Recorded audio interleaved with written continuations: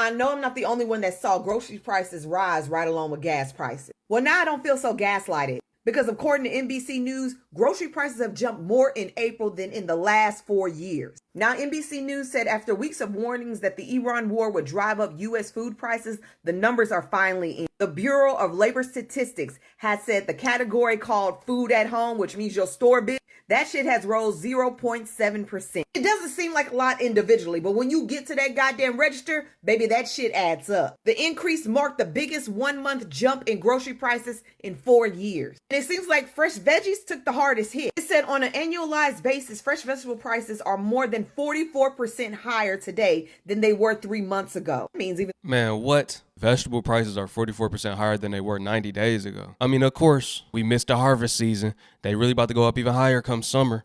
We what? A little more than a month away. That number ain't going to be 44% no more. It's going to be 60, 70%. Might even be a full 100% increase the way it's looking. The store brand is higher. I mean, even bread and milk has increased 8 and 5% over the time period. And NBC is reporting that coffee and beef are tied to the Iran war and other factors like severe weather in Brazil and Vietnam. Those two countries, they produce most of our coffee. And they're in a coffee bean shortage. It also includes shipping costs, which has increased during the war because there's a shortage in oil. I don't really care about beef, but I know y'all do. But beef and veal, their prices have increased because they have a shortage in cattle. Ranchers having weak profits, higher operating costs due to fuel and energy, they're leaving the business. While our wages decrease, our inflation goes high. So not only are Americans tightening their pockets at the gas station, they're going to have to tighten it up at the grocery store too. If this war doesn't end soon, man, I don't know what to say. We all gonna be at the food bank. The food bank, that wasn't even a good comeback. Everybody not gonna be at the food bank because the food bank's not gonna have enough food. What's gonna happen is people are gonna be starving and not being alive no more. That's what's gonna happen. There will be starvation due to food shortage. Let's get on drought. The data centers are causing water shortages too and increased energy bills. It's all bad. I walked into the grocery store and somehow managed to walk out spending $87. For what? I bought eggs, meat, coffee creamer, and some fruit, like basic stuff. Yeah, Kroger. Basic normal food is like luxury right now. I don't understand it. Worst part of it all is I feel like I leave and I bought nothing. I swear every time I check out, I just stand in silence like processing the damage. You look at what you got like this, it don't hit you till you get to the crib like this all we got. And we spent how much? Oh man. Y'all have eggs and milk money, or are you just out here freestyling it financially? Folks, if you were struggling in April with your grocery bill, it wasn't all in your head, because in April, grocery prices jumped more than they have in the last 4 years. Fresh vegetables alone are up 44%. That's up more than it was just 3 months ago. At this point, lettuce got a security clearance. Tomatoes need a cosigner. Y'all remember when our parents used to say, oh, we got McDonald's at home. But a lot of people don't even have McDonald's at home no more because ground beef costs too much, potatoes cost too much, bread costs too much. The basics are acting bougie right about now.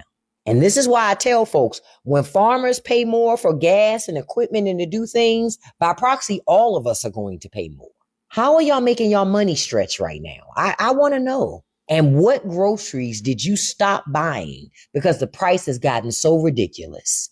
Porch family, we need to talk about this economy because America right now feels like somebody handed the national budget to a man running entirely on gas station hot dogs and confidence. The numbers that dropped this week are rough.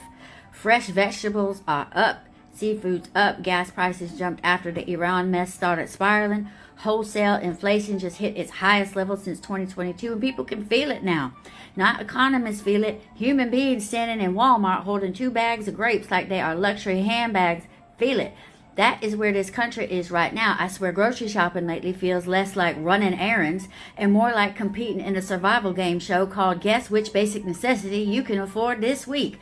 Because you walk into the store for eggs, lettuce, and toothpaste and somehow leave emotionally humbled with one reusable bag and a mild identity crisis. And meanwhile, the approval numbers on the economy for the president are collapsing so hard you could thank somebody attached cinder blocks to them and toss them directly into the Gulf. We are talking numbers worse than Carter, worse than Biden, worse than Obama, worse than Bush, worse than Clinton. At this point, the approval ratings are moving through the polls like a raccoon through a campground, completely disoriented, and surviving entirely on vibes. And honestly, the wildest part is watching politicians still talk about the economy like Americans are not actively living inside it. Sir, people know. They know because the price of seafood now requires a small business loan. They know because filling up the car feels like financing a jet ski. They know because everybody in America has recently started at the grocery store in silence like the cashier just personally betrayed them. They're saying the economy's doing great, like we not living in it. They live in a completely different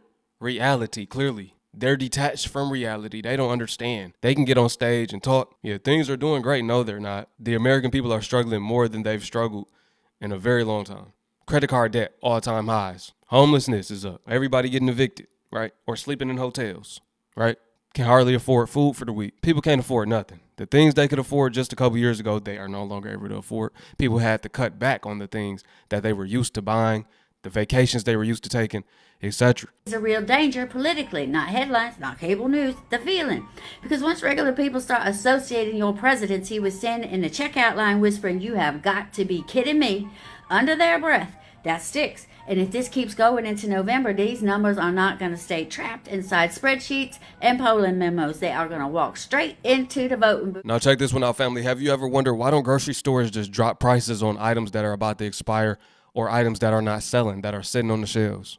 It's deeper than you think. It's not that they can't. It's that they don't want to. It's not good from a profit basis. They simply don't want to feed the people. Check this out. So my second ever big girl job was at a grocery store. And I will tell you myself that the issue is not that society cannot feed people. We have more than enough food. It's that feeding people is not as profitable as selling food. One of the darker things that I learned working at a grocery store is that the grocery store food waste, they have something called shrink. Shrink is basically inventory loss. It's stuff that gets damaged, expires, gets stolen, can't be sold. And when grocery stores throw that inventory away, they write off those losses on their taxes. And so a tax write-off reduces the amount of income that a company gets taxed on. So if a grocery store loses, say, thousands of dollars in unsold food inventory, they can report that loss and lower their taxable profit. These corporations are more concerned with protecting profit margins than feeding hungry people. A lot of us are conditioned to believe that food is a privilege and not a right, but it should be our right to survive. And remember, they're not only throwing away rotten food. I've seen it myself. Grocery stores throw away overstock too. Entire shipments that can't fit in the freezer or won't sell fast enough. They throw out stuff with damaged packaging where the food is completely fine inside. Produce that looks ugly, like deformed fruit or vegetables. Perfectly edible food. What's crazy is there's already systems proven to reduce this waste. Something called dynamic pricing is where they lower the price of food right before it expires. It statistically reduces food waste significantly, but less than 25% of grocery stores in the United States do that because the companies would rather protect their profit margins than normalize cheaper food access. Okay, do you see where I'm going? And very few grocery stores consistently donate excess food to food banks either. That overstock or like the stuff that gets thrown away, like they genuinely throw it away. Some stores intentionally lock dumpsters or destroy the food before throwing it away. Like, think about how insane that is. We have people digging through the trash while corporations are pouring bleach on the food so that nobody can take it for free when it's going in the trash anyway. Like, and the irony that these same corporations will ask you to donate money at the checkout screen for hunger relief while they're actively throwing away perfectly edible food that could have gone to shelters, food banks, struggling families. So imagine Exactly. And that's why when they ask me, do you want to donate? I always say no. I don't trust and believe that that's going towards what y'all telling me it's going towards. I think it's going towards y'all's pockets. I think y'all are keeping that money. Y'all don't really care about feeding the hungry. This is a grocery store. If you care about feeding the hungry, go ahead and do it. Grocery store has a bunch of extra food that they can't sell in time. So now they have multiple choices: lower the prices, donate it, or throw it away and make money back. They're going to throw it away and make the money back. And under capitalism, businesses are structurally incentivized to prioritize profit first. Grocery stores are businesses before they are charities. Their goal is to make money. So if giving away food threatens pricing structures, future sales expectations, or profit margins, many of these corporations would rather waste the food than normalize free access to it. That is a part of why some stores would literally rather destroy the food than give it away to you, which sounds like cartoonishly evil until you realize that this is exactly what happens when basic human necessities are treated as primarily products instead of human needs. France, great example. France. They literally passed an anti-food waste law. Large supermarkets are not allowed to intentionally destroy usable food. They are required to donate edible food to charities instead. So the problem is not production. We have more than enough food to feed everybody. The problem is distribution under a system that profit incentives matter more in than hunger. Manufactured scarcity is profitable. They are starving you on purpose. And don't even get me started on the fact that the grocery stores do not care that the food they are selling you is quite literally poison. Exactly. The government does not care about reducing starvation. They don't care about ending hunger or homelessness. That's already understood. I don't got to expound on that. Hey, y'all let me know what y'all think about this video, especially this last part right here with the grocery stores. What y'all think? Peace to my Hebrew fam. Shalom.